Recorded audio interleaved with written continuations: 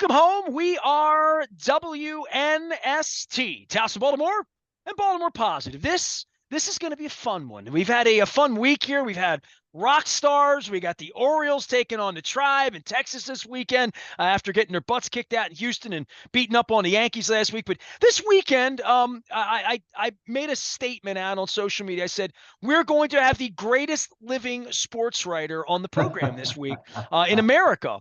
And a lot of people guessed, and this person will appreciate this. They even guessed some people that are no longer with us, like Frank DeFord of Baltimore, Maryland, and many others. But I said, so people were guessing Lupica or Album, and I'm like, they're all great, great writers, but there's only one writer that I know of that's left that's still writing books on race, on baseball, on America, and on boxing. And when you think of the greatest, when I say the great, there's only one the greatest ever, and that was Muhammad Ali. And the greatest once called this guy the greatest. That makes him the greatest. I don't care who you are. Even Howard Cosell would agree. Jerry Izenberg, the great Jerry Izenberg, joins us on the eve of his new book on Larry Doby. Jerry is a sports journalist and has been with the Newark Star-Ledger since long before I was born.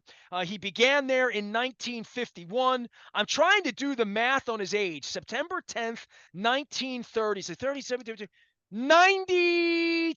3 years old. Is that right? Am I getting it right, Jerry Izenberg? That's better than I could have done. I went to school in Newark. I don't count so well.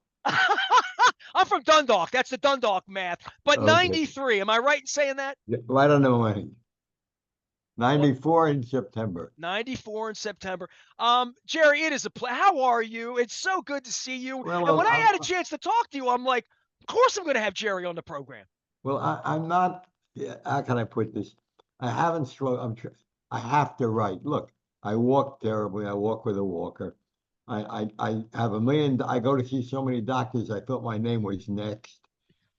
There's that's when I get out. I would get out once in a while to eat. I've been lucky this week. My wife turned 85. My wife of 46 years, and we give her a different kind of party. We invited all the grandchildren and the great grands to come, and nobody else. How many people is that? It's a big place, 22.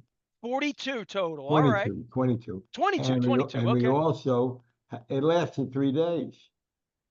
It was like a non-sexual bacchanalia. I mean, it just went on and on and on. It was wonderful. Well, your career has gone on and on and on and I on hope long so. after the great. I have a picture with Muhammad Ali that's all because of you. At the Atlanta Super Bowl back in 2000, you invited the greatest to come in and sit with the entire media in the media room. And I have a picture of me and Ali, and you're sitting next to him. Yeah. Before we get to Larry Doby, speak to me about race as a 93-year-old man in this country, a Jewish man who's covered sports in this country for 80 years, for the better part of 80 years. Speak to me about race and why you're still writing books about Larry Doby. What I think about it, but I will say in advance, I'm not telling this to sell another book, but I wrote a book before this one called Baseball, Nazis, and Nedick's Hot Dogs, growing up Jewish in Newark in 1930. And that was a primer for what I see with race now. Because I thought it was all behind us. I thought we were done with that crap. I don't know at all. I'm not happy about it. For me, the glass was half full always because I knew we were going to work. The worst time, I have to speak personally, so the worst time for Jews in America started in the 1920s, ended 10 years after World War II. And it was a long stretch. And in that particular book, I delineated all the kinds of things that I ran into. But we beat them. We beat Father Copeland. We beat William Dudley Pelley. We beat Joe. We built Lucky Lindbergh, who flew the first solo fight across the Atlantic. He was a Nazi too, and he had a group. By the way, it sounds familiar to you. The name of his group was America First. But anyway, we beat them all. And my old man, I was the only kid at 8 who knew not only what the Reichstag was, where it was, and who burned it, because my father made damn sure I knew. We lost some people over there. And anyway, it was just, we came out of it. That's the biggest thing. it did not become fashionable to utter racial or ethnic slurs anymore. You know, my Well, father was a minor league ball player, and I never heard those words in my house. I'm not going to repeat them here, but you know the words for blacks, the words for Italians, the words for Poles, the words for Jews. He said, you're never going to hear them here. And if you say them, you're leaving his house. Because my father came here in 1882, and there weren't a lot of Jews playing baseball because the parents said, you're going to go to school, you're going to be a doctor, you're going to be that. Because my father came here in Lithuania, was not allowed to go to school. So he was over me about education all my life. But he was a minor league ball player, and he said, you'll never hear those words in his house because when you want to hit a guy and you're a pitcher, you don't throw the ball at him, you throw the ball behind him because of the reflexive action. He said, I've ducked so many beanballs and heard so many names, you'll never hear them in his house, and I better never hear them from you. Larry Doby and Jackie Robinson is feted. They wear the Oh, patches. They wear the 42s. We just had Rickwood Field this week down in Alabama, and Reggie Jackson with some, I don't say caustic things that were very obvious to anybody that was around or knows anything. It's just not of spoken course. about. And a lot of these folks have been not so quick to speak, and a lot of people in the media have been not so quick to record it and want to write it. Your lifelong chronicling of race, whether it's Muhammad Ali, Jackie Robinson, growing up in the New York area and watching teams of your youth leave and go west. Willie Mays, we lost him last week. Larry Doby. Tell me about Larry Doby. The second guy in doesn't get the books usually. It's always the first guy, right? Well, Larry said to me, a lot of people thought Larry was jealous of the focus that Jackie got. But those same people don't know that they spoke every night that first year. How are we going to get through this? There was no animosity. In fact, he will not call him Jackie every time. Oh, he's gone now, but Larry. But every time Larry mentioned, he called him Mr. Robinson to me, which is a great mark of respect because Larry's son, Larry Jr., who helped me a little bit, a lot in terms of the Doby family. I knew the immediate one, but I didn't know the ones in South Carolina. He helped me, and he said the reason I'm going to help you, Mr. Izenberg, is my father had a really hard life, and he trusted no writers, but he trusted you completely. So I'm going to help you on this book. We were friends. I'll tell you if you want to know how we met. What started this friendship? They weren't very good, the Indians. They weren't very good. And they'd come to New York. I had no reason to see them, Uh, but if I was up there for the Yankees for some reason, the Yankee Stadium, hi Jerry, hi Larry, how are you? Okay, well, but we lived in the same town at that point, and I never realized I was his hometown columnist when he wasn't playing baseball.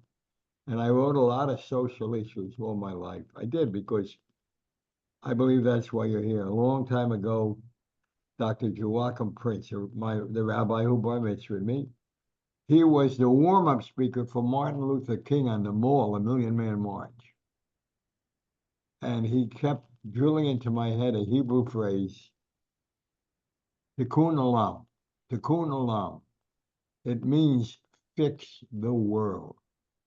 It's an old Hebraic philosophical term because the theory is, and it ain't going to happen, if everybody could do it in one day, the world would be fixed. You wouldn't have any more problems. But that thing drove me. I ran a football game because nobody paid attention to the kids in Newark, just as I believe not many pay attention to the kids in Boston because of race and other things. And this football game lasted 29 years, and it was Army and Navy junior varsities. And they brought the goats and the mules and the cannon and the marching. You could see the Army Navy game. We only had 10,000 seats. You could actually see the game in the panoply. But we did it for 29 years, and we sent 1,100 Newark kids to college. Well, That was my stepping up little and bit. having people step up and do that. Did you have editors that didn't want to run some of your pieces through the course of time? Because that That would not shock me, Well, because in terms of Ali, I'll tell you a great story. The guy who now the survivor of the founder who owned, I was in 45 papers at one point. We owned them all or had agreements with them all. And the first piece I wrote when I was a little kid, I didn't used to hide the radio to hear baseball because it was baseball. My father would give us 3 in the morning and say, "You can listen, go ahead." I heard a show called Town Hall of the Year, debates between brilliant, brilliant statesmen and congressmen and senators. One night, Alvin Barkley, Vice President of the United States, is in a debate with Everett Dirksen. And the question is the Constitution dead or is it still a living document? And Barkley says the Constitution is very much alive. And the day it isn't, we will all take it and put it in some dusty back room and forget about it and make a new one. But this one is working fine. I quoted that, God, how many years later? 40 years later, whatever. I often I run quotes at the top of above the column, give you a little, and usually it's two opposing quotes, so you know it's coming up. Point counterpoint. Yes, I think very good, Peter. I couldn't have thought of that. Anyway, I ran that, and we got 4,000. That was my first defensive alley. That's before Cosell even knew his name. And that was anybody's first defensive alley, really.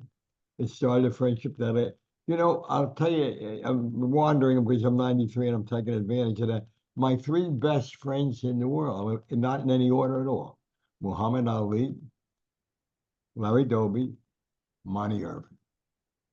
And I'm blessed to have those three as friends. They're all gone now, but while they were here, they taught me a lot. They taught me a lot. So at the tender age of 93, you decide to write a book on Larry Doby. It's a new book out. We're going to talk about that. Why tell Larry's story right now? And because of the deep friendship you had, because there's stories that needed to be told that hadn't been told. Well, I told it now because I should have told it earlier. One day I mentioned to Larry I want to do a book with him. Larry said, you don't need to do that. Two people got him in the Baseball Hall of Fame. I mean, fought for years. Jackie got in the first eligibility. Larry got in at age 78. In baseball, everybody, when they dream at night, the sports writers, they dream about decimal points. That's the way they see baseball. And the guy says to me, I won't embarrass him because he was a good guy, and he had a case. He said, you keep screaming about Doby in the Hall of Fame. He does not have the numbers. I said, okay, I will give you Babe Ruth. I'll give you any five superstars, Ted Williams, anybody you want to name, Roger Swansky. Tell me what their numbers would have been if their lives were threatened every day, their wives and their children were threatened every night by telephone. Tell me what you think their numbers would be. And the guy said, yeah, but we don't put people in the Hall of Fame. All right, anyway. Now Larry kept telling me, stop writing that stuff. You're not going to embarrass me. I'm never going to get in. So stop writing that stuff because you're going to embarrass yourself. I said, don't tell me what to do. The guy who signs my paychecks couldn't tell me what to do when I was defending Ali and didn't try to. Don't tell me anything. I'm going to do one more shot. He said, well, I'm not going to read it. I'm going to California. I'm going to go to Newcomb's condo and let them find me if they put me in, which happened. So I had written this nasty, nasty column. And the key of the column was, all right, you're the Veterans Committee. Why am I surprised you're not going to put him in the Hall of Fame? Because a lot of you guys are the sons of bitches who didn't want him to play a single game anyway. Then I mailed the column to every member of the committee. I got one answer. Dear asshole.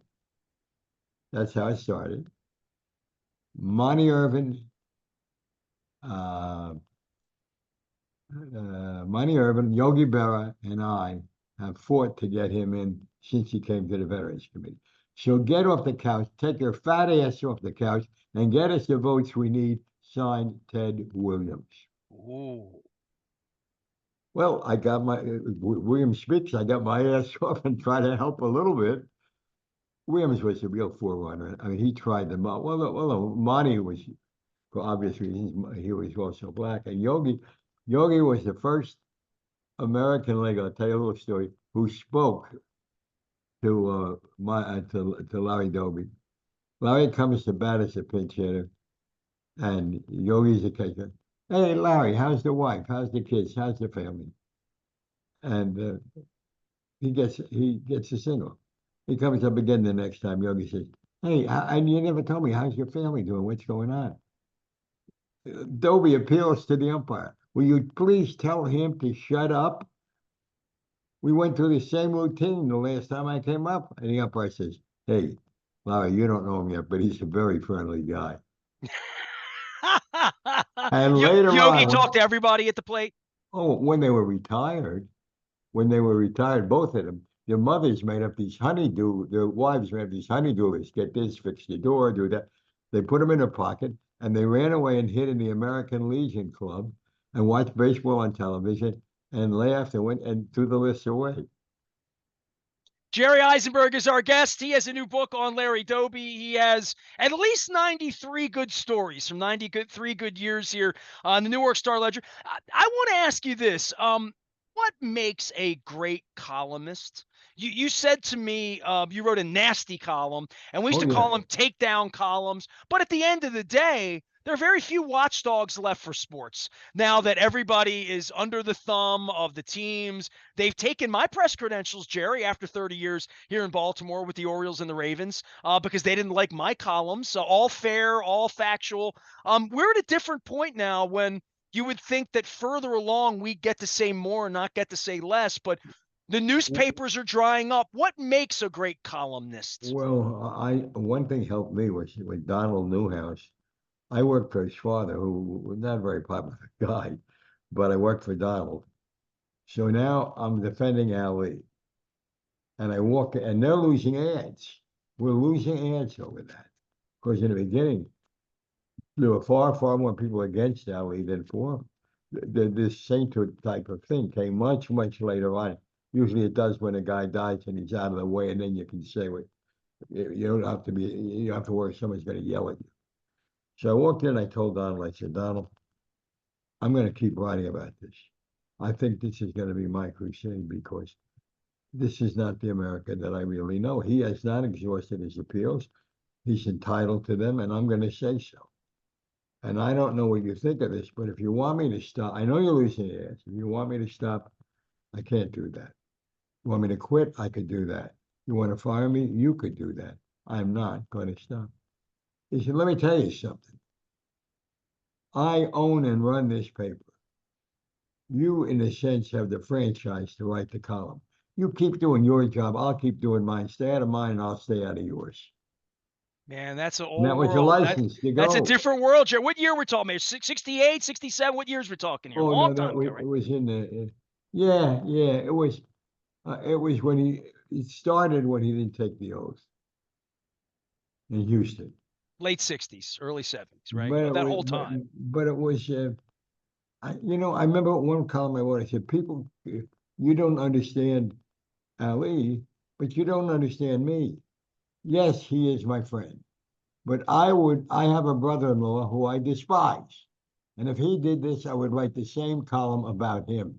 It's the issue here. And try to separate the fog in your brain, scrape it off, and look at the issue. Don't look at the man." Jerry Izenberg with strong words. The book is on Larry Doby. How many Super Bowls have you missed? A few lately. I know Yeah, you and Jerry Green. Jerry you Green can you be and called. Jerry and my dear late friend John Stedman never missed one before. Oh, It was a father figure to me. John.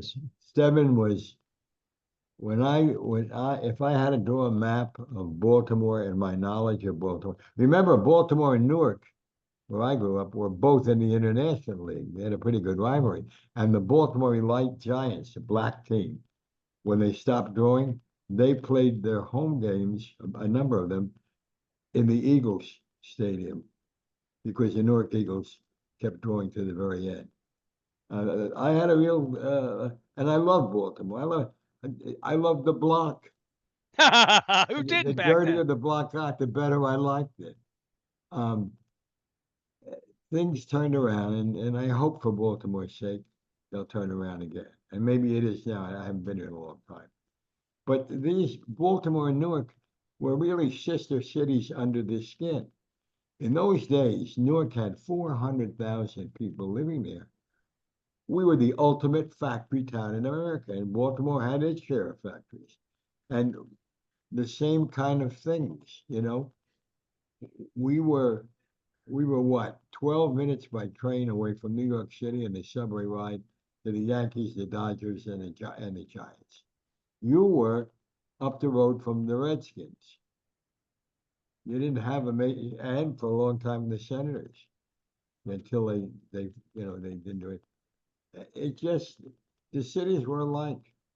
They were hard, and that's why I love John Stedman so much.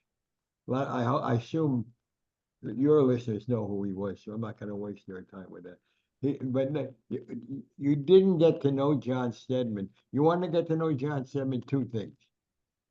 One was understand how warm and loving and giving he was.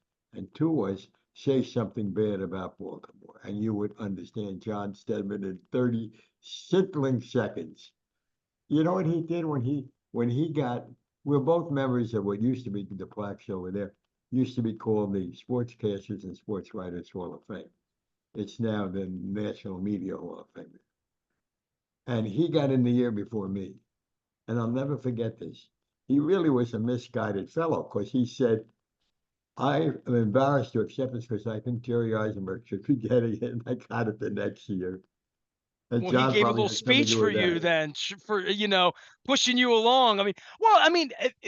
There was a brotherhood amongst Oh, all of you who were columnists. Jim Murray. I'll throw all of the greats of your era into that. Then you sort of looked out for each other as well to make when sure. I came in as a columnist, I came in as a beat writer on 51.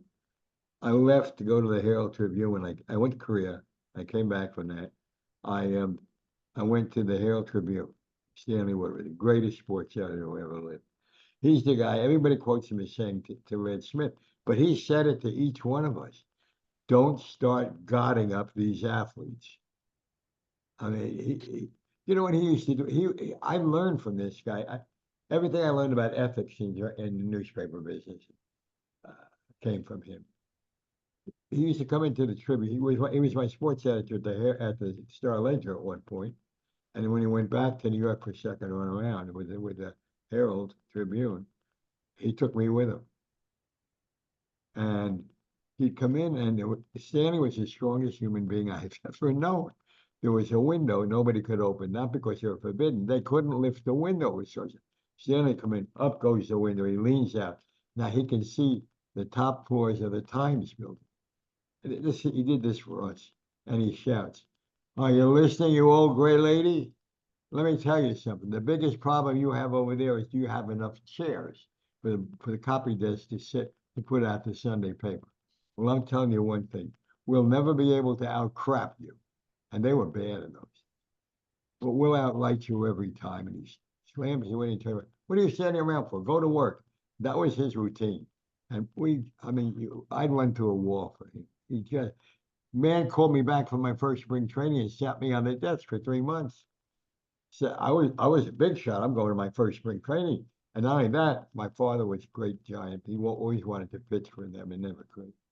Um, they're sending me to the Giants in Phoenix because they had moved already, and but they kept their spring training base, and we had a lot of interest in New York because we lost two National League teams. So sends me out there. I'm falling in love with my words. I'm writing about the sunset on the painted desert and the high cacti reaching for the sky, and about the lost Dutchman's mine is 12 miles up the road, and who was the lost Dutchman? I get a phone call. "I want to see you tomorrow."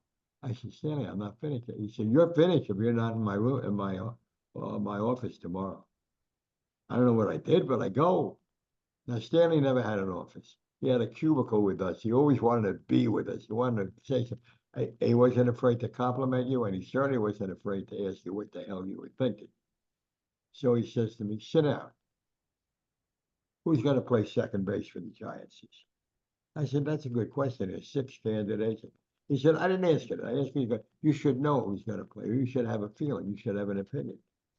I didn't send you. I don't give a damn what the sunlight set is like on the painted desert. I don't care who painted it. He said, I don't want to know about it. I want to know who's going to play second. You didn't do it. Go sit down. He kept me in the office for the next 2.5 months. I'd come in and look at him, and I was just seething inside. How could he not recognize his brilliant talent that I had? He was so smart. He had 7 years of Greek and Latin at Amherst, and he used to read the Iliad in Greek. He's sitting there reading and go, that's pretty very. Oh, And understood it. Oh yeah, of course. He was blind, legally blind, Wow. and not they got an operation to help him, but he was legally blind. He had in the grade B movies, Japanese American war movies. The Japanese colonel always had these big milk bottle glasses. That's what he wore, and he just he was an arbiter for us. I mean, if he would say you're screwing us up, I better find out what I screwed up. And if he would say that was good, I just say, yeah, but he ain't gonna say that tomorrow or the day after that or the day after. He kept me going in this thing. Now I'll tell you something I've never told anybody. Stanley was, first of all, we were the only newspaper in America that had a bar in the lobby. I like that newspaper already. I wish I would have worked there. Oh, well, I tell you, it was the best newspaper in America by far. The bar was called Artists and Writers, and every lampshade in the bar had a writer of the Herald Tribune's autograph. So Stanley would go in, and when Stanley wanted me to do something he knew I was going to not want to do, he'd say, well, let's go have a drink. Finally, I told him, whatever it is, tell me I can't keep drinking that crap. We go down, and he'd reach over the bar and get a bottle of wild turkey and 2 water glasses and fill them up with wild turkey. Say, all right, drink it down. Oh, drink it down. And he go, whoop, yeah. So I couldn't handle it anymore. Well, one day he said to me, let's go have a drink. I said, Stanley, just tell me what you want. No, we're going to have a drink. We go down there. He said, I want you to take that job as a columnist in Newark. And I said, Stanley, I'm not taking it. I don't, not even for you. I'm not taking it. I'm learning here. I'm happy here. We're kicking the crap out of times. I like the way things are going. And he said, you may like the way they're going, but you're going to New Jersey. You're going back to New Jersey. I said, I'm not going to do it. He said, okay, you're fired. I said, you're not firing me. He said, I would have to repeat it. You're fired. And then he said, he leaned over. And he really was, he was a surrogate father to me after my dad died.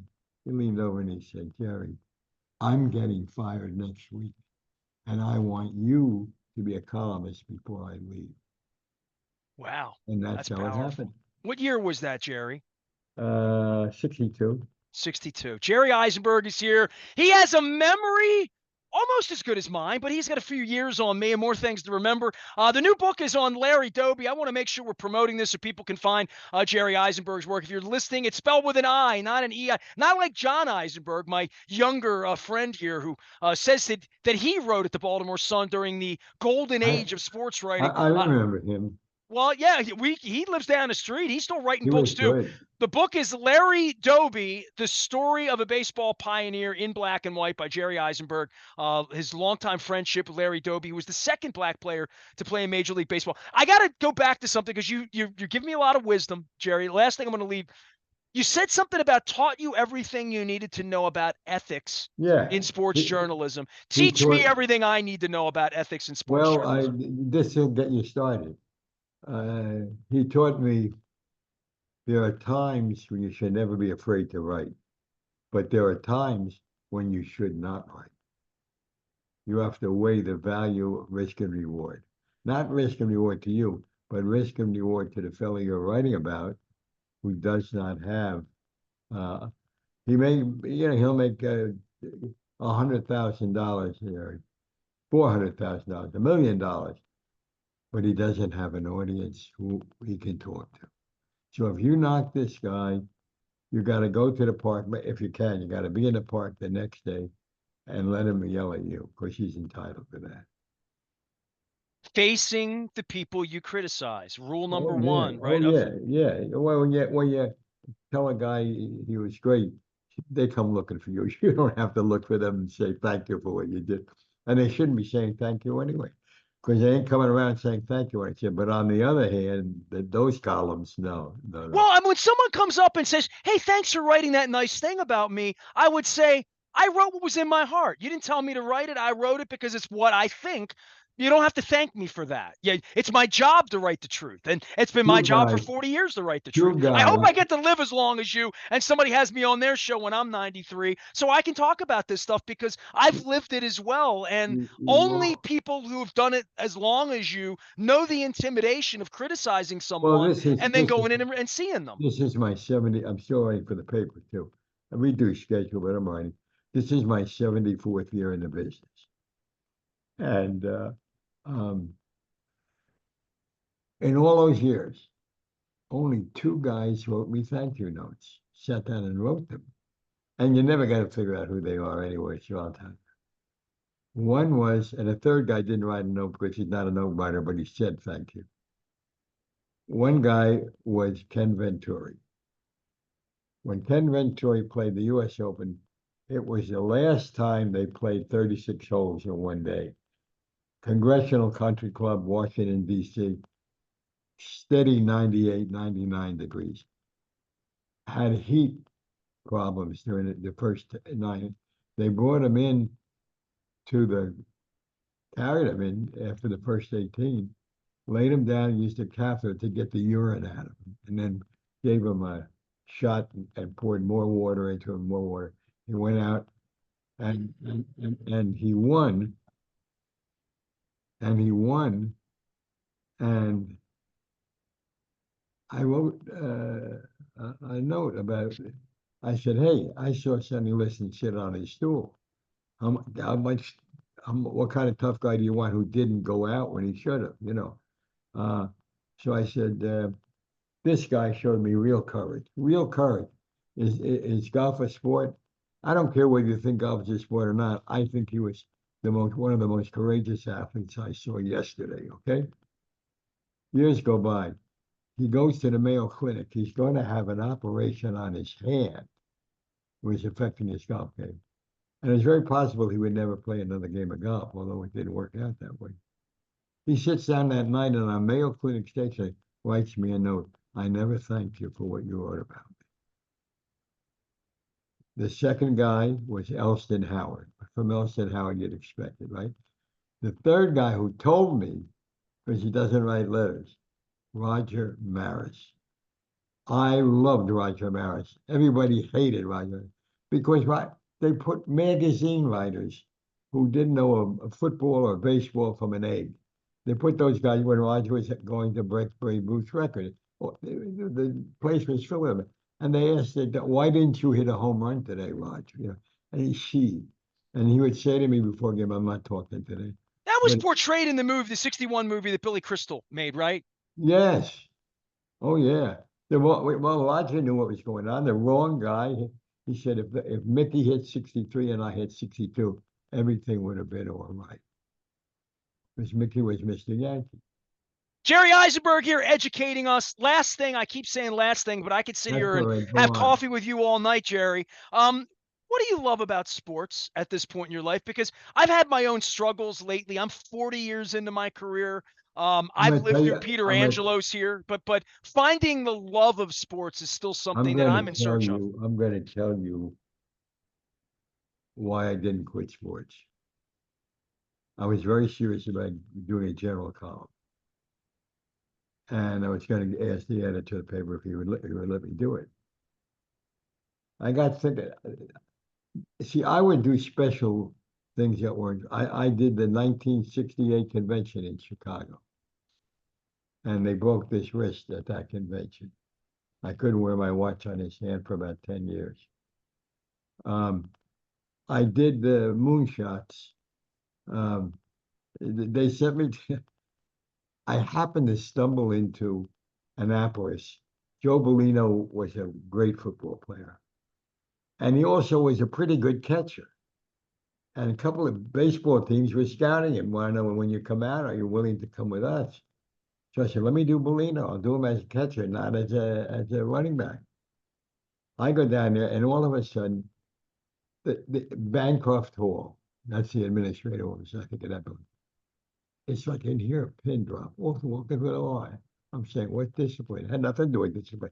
The doors are all open. Shepard, a Marine, Annapolis graduate, is going up, not into the atmosphere, but he goes up and comes down to prove that we can get up and down. Remember that? That was the first launch of any I type. don't remember. It was early 60s, but late 60s. But yes, I'm with you. Yes, I was Alan born in Shepard. 68, Jer. Well, the hell with Joe Bellino. I skipped him and I did Alan Shepard and who remembers him and whatever. Because that, to me, if I didn't do it, nobody was going to do it. That was the story that day in Annapolis, right? Oh, yeah. So now, when they were shooting off rockets, practicing to get to the moon and everything, they said, why don't you go down and write what you, I said, oh, I'll do that. I did that and I didn't go to Canaveral. I went to the beach with the hookers and the exhibitionists, the girls with no bras, I mean no tops on, and the beer salesmen and everything. And I wrote what a festival they were having on the beach because it was right. That's a costly festival. That's what I wrote. Then I did in 1968 when I did the Democratic Convention. I was really revved up, and I convinced a woman who was married to a very prominent New Jersey politician. We hired her for brownie points. We hired her because if she writes a column, her husband will like us even more. We'll get more stories. It was calculated. I didn't have anything to do with that. Access journalism in the early days. Yeah. So anyway, what happened was I showed her. I took her down to the Grant Park, and I said, "Take a walk with me." She said, "I haven't seen you. I've been at all the parties." She was covering all the parties. And I haven't seen you. I said, "No, unfortunately, I've been working. But take a little walk with me." I walk her down across the street from Grant Park where all the kids are in them organizing. And Michigan Avenue. I know right where we are. the air is thick with tear gas. I even brought a handkerchief with me because I know, and I give it to her. And she said, "What's going on? Somebody has to do something." This is as she says that, we're standing in front of the Blackstone Hotel. Blam! The picture window in the coffee shop blows out. And a guy with shards of glass in his forehead comes running through, and two cops with billy clubs, they're chasing him. He said, "Somebody's got to do something." I said, "Well, you could do something. Skip a party, write a column, write one column about what you've seen." "Oh, I can't do that. My husband will be furious with me." I can, "I'll help you." I wrote the column with her name. Now, her politician husband is up in a Chicago not Chicago shirt. He's up on the 20th floor with her. I'm on the third floor. He wants to know why she did that. He calls the editor of the paper, and he says to the editor of the paper, "What are you doing with my wife? What made her do that thing?" And he simply said, "I know who's it for. I will take care of it." Only one person would do that, me. So he told me, "I don't want you covering anything ever again that's not sports." And that And was it. That was the end of your political career. I said to myself, "Well, fuck him, I'll quit." And then I said, "No." And then I wrote I wrote a piece, a book. I forget what the book was called. But the prologue to the book is, why do I do this? After all these things that have been done with Ali and everything, why do I still do it? And I talk about the frauds in sports. And if I don't say something about them, I have I'm not patting myself on the back, but I have a pretty fair opinion that nobody else is going to. It's more convenient to be friendly with the guys who dominate sports, the athletes, than to say what they really are. Not all of them, of course. Roger Maris was dying. This is why I like Roger. was dying, had a week to live. And a strange doctor comes into his room with his own doctor. And he says, Roger, this is Dr. So-and-so. He wants to tell you a story. He said, we're working on a research drug. I want to give it to you. It's going to be painful. And I honestly, I don't think it's going to help you. It'll help us see what we have to change. And Roger said to him, and most people don't know this story. Roger said to him, can it help someone down the line? They said, we think so. He said, do it. And they did it. And he had a very tough last week. You know, I mean, there was a guy, I remember the Phillies traded for a guy from Minnesota who had Tourette's disease. Jim Izenberg, yes. That's the guy. I couldn't remember his name. Jim Izenberg, yeah. And he says, and they had to get rid of him. Before they said, wait, it's getting embarrassed. You know, for those who don't understand, part of the side effects are continual cursing and scatological phrases that people, they can't help themselves. So he says, he's reporting to Russell Stadium. I remember this was a dump. In Clearwater, yeah. Clearwater, and it was where the Phillies took their spring training because they'd been traded. They had that organ player there. That's all I remember about it. Well, I was going to say something I couldn't have said, and I'm not going to say it. It was scatological too. So anyway, we were talking about organs. You're 93. You can get away with whatever you want and just claim, well, you know. I know that, but you know, I don't want to embarrass the children and the dogs in the street. But I met a nice organ player in Russell State. That's another story. Anyway, he's not going to talk. They'll never learn if he doesn't talk, right? That's how horrible it was. Guy comes over, well, we're glad you're here. Boy, do we need power on this. Uh-huh. And we're going to fit right in. Uh-huh. We're happy to have you. Uh-huh. Guy looks and says, well, it's been nice talking to you, and walks away. That becomes the Phillies' joke and their battle cry the year they win. He hits a home run and he beats the Toronto in the World Series. And every time they come by, they say, nice talking to you. They had a great relationship. Yeah, I covered that team in '93 as well. I was at those games in Philly and in Toronto. Like that, you'd have to write about it. I mean, you have to understand. One of my big causes is the American Indian. And for 29 years, I ran a football game where all the proceeds went to sending kids from Newark to college. I had the Army and Navy junior varsities. I had the goat, I had the mule, I had the cat. And you could see the Army Navy game because we only had 10,000 seats. You weren't sitting way up in it, you know. And it was very successful. We sent 1,100 Newark kids to college for over a 29-year period. And that was my little contribution to fix the world.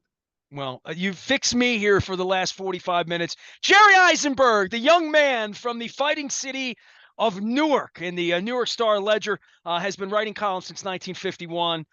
When I found out that I could spend time with you, I knew it would be a gift, and it would be a gift for our audience. Well, Jerry, go ahead. One thing I'd like to say about Doby. Doby said to me, he said it to other people too, but I used it. He said, people don't understand about Jackie. And said, you know, I give him all credit. He was the first. He took a lot of crap. He had a lot of problems. But I want to tell you something, Jerry. Nobody ever said we're going to be nice to the next Negro that comes along, but he didn't say Negro. Right. Well, I mean, we can only imagine. The book is on Larry Doby. Formerly unearthed truths and stories and old stories about Larry Doby and race and baseball in America. You'll learn things you never knew. Well, I already did, and I appreciate time with you. Time is always well spent with my mentors, and anybody that was a friend to John Stedman is somebody I got to have on the program. Thank you very, very much for your time today. Good luck with the book. I know you'll sell lots of copies, but come back and visit with us soon again, Jerry, okay? Oh, I would love to. All I need is the invitation. You'll never get rid of me. You know, Bert Sugar was like that with me until the end, too. So all of you old sages out there, if I can't get Cosell on the phone today, I'll reach to you. How about that, Jerry? All right? I'll take it. Next time we're going to talk Cosell. Jerry Izenberg from the Fighting City of Newark here with us. We're doing the Maryland Crab Cake Tour out on the road. I have my Maryland lottery ticket. I've been having so much fun playing with it here in chatting long. We're going to be at Pappas in Parkville on Tuesday, a little respite, and then back at Fadley's on July 12th. When the dreaded New York Yankees come to Baltimore. We'll be down at Fadley's in Lexington Market. All of them brought to you by the Maryland Lottery in conjunction with our friends at Liberty Pure Solutions and Jiffy Lube Multi-Care. We're having a really good week of conversation around here. We've had rock stars on, Hall of Famers, and just Hall of Fame writers as well. It's a baseball season here in Baltimore. Stay with us. We're Baltimore Positive.